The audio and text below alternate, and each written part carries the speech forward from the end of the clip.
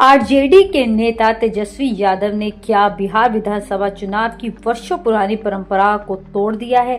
राज्यपाल के अभिभाषण के दौरान 3 दिसंबर को नेता प्रतिपक्ष के रूप में उनकी अनुपस्थिति अब चर्चा का विषय बन चुकी है और आरजेडी पर निशाना भी साधा जा रहा है विपक्षी दलों की तरफ से, यानी कि एनडीए की तरफ से तेजस्वी यादव की अनुपस्थिति पर सवाल भी उठाए जा रहे हैं। ऐसे में सवाल ये खड़ा होता है कि आखिर तेजस्वी यादव ने बिहार विधानसभा चुनाव के ये परंपरा क्यों तोड़ी। 18वीं विधानसभा चुनाव के पहले सत्र के तीसरे दिन तेजस्वी यादव नहीं पहुंचे। एनडीए ने इसे मर्यादा का उल्लंघन बताया है और ये भी कहा है कि उन्होंने नेता प्रतिपक्ष के रूप में अपने दायित्व की अनदेखी की है।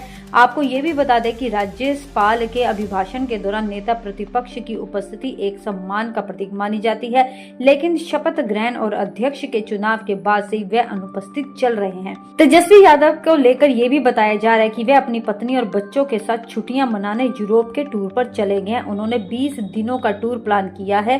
आपको ये भी बता दें कि बिहार विधानसभा के सत्र से तेजस्वी यादव की अनुपस्थिति अब चर्चा का विषय बन चुकी है और इससे राजनीति भी गर्माती हुई नजर आ रही है। लेकिन चौथे दिन भी वह गैर हाजिर रहे। शुरुआत के 2 दिन वे मौजूद थे। राज्य सरकार के कई मंत्रियों ने तेजस्वी यादव पर तंज भी कसा। जेडीयू सांसद रामप्रीत मंडल ने कहा कि वह बिहार की जनता के बारे में संवेदनशील नहीं है। वे दिल्ली में भ्रमण कर रहे हैं, उन्हें जनता से कोई मतलब नहीं है। चिराग पासवान की एलजेपी आर के विधानमंडल दल के नेता राजू तिवारी ने कहा कि वह गंभीर नहीं है, हमेशा गायब ही रहते हैं। आपको ये भी बता दें कि सरकार की नीतियों की चर्चा वहां होनी थी। इन सब के बीच नेता प्रतिपक्ष का ना होना एक खेदजनक माना जा रहा है एनडीए की तरफ से। अब ये सवाल भी उठ रहा है कि क्या तेजस्वी यादव बिहार विधानसभा 2025 के चुनाव हारने के बाद से भागते हुए नजर आ रहे हैं? क्या वो बचाव कर रहे हैं? एक तरफ विधानसभा में 2 बार की उनकी उपस्थिति में उन्होंने भले ही एनडीए को शुभकामनाएं दी हो नई सरकार बनने पर, तो दूसरी तरफ जहां उनको मौजूद रहना था विपक्षी नेता के तौर पर वह गायब हुए।